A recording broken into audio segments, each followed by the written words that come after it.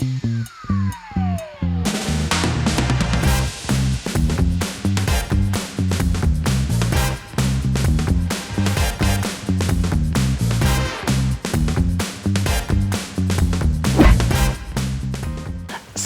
I've noticed that there are a lot of people that have questions about what is a pre-qualification versus a pre-approval.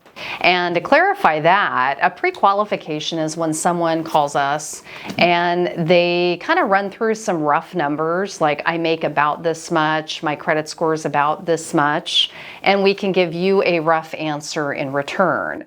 We typically are not pulling a credit report at that point, so it's kind of a basic introduction to what somebody might qualify for. But pre-approval... Right. Yeah, so a pre-approval is a step beyond that. So that's when everything sounds good and you're moving further in the process. You're going to fill out your application and you're going to provide your financial data, your tax returns, your W-2s, your pay stubs, your bank statements, and your loan officer is going to take all that information, figure out what your income is, and typically throw that into an automated approval engine, and then you get an automated approval, but it's really a pre-approval. Right. The loan hasn't been underwritten yet. Right. And that's the way that most companies handle this. So when you go to most mortgage lenders, that's what they consider a pre-approval.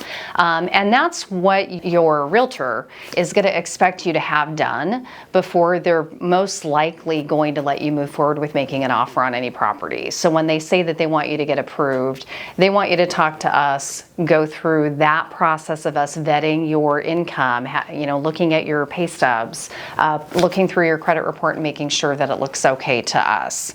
But with that said, we have something called a commitment to lend at Nova. Right, and this is actually a step above. See, if there's something that's going to go wrong in your underwriting process, or wrong in your loan process, I should say, it's where your loan officer and your underwriter don't agree. And the problem is most of the time we end up getting to underwriting fairly late in the process. So if you're getting pre-approved, that loan hasn't actually been underwritten. So the person that makes the final decision, that's the underwriter. So what we do is we have a program called Commitment to Lend. And what that commitment does is we take all that financial information, we get it in front of the underwriter before you are even shopping for properties. The great thing about that is that by the time you're done, we have removed all the buyer contingencies. That means the person that's going to make the final decision has already vetted your income, your assets, your credit. There's nothing left on your side, and it's almost as good as cash.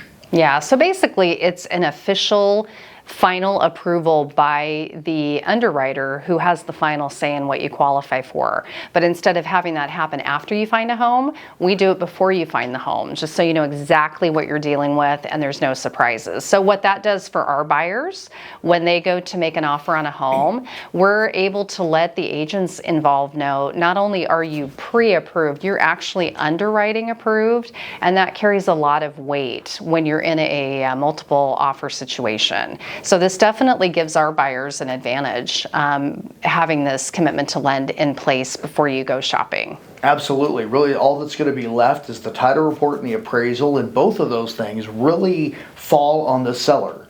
Meaning, can the seller transfer title cleanly?